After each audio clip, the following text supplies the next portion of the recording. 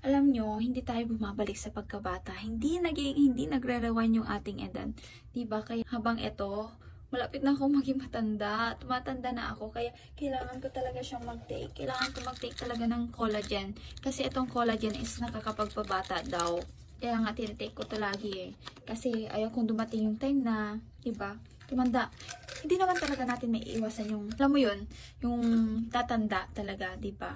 Kasi lahat naman tayo dun papunta. Pero at least, pwede tayong gumawa ng mga bagay na pwedeng ma-reduce yung pagka-visibility ng pagkatanda natin.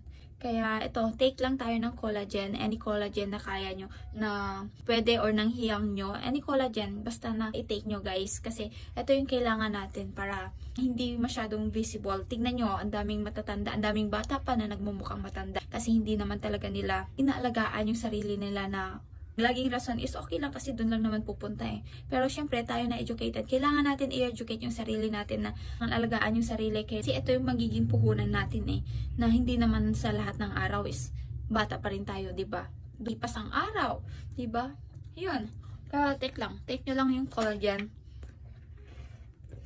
Oh, diba? Ganito yung panag-ano ko. Yun lang yung collagen guys, 2 times a day.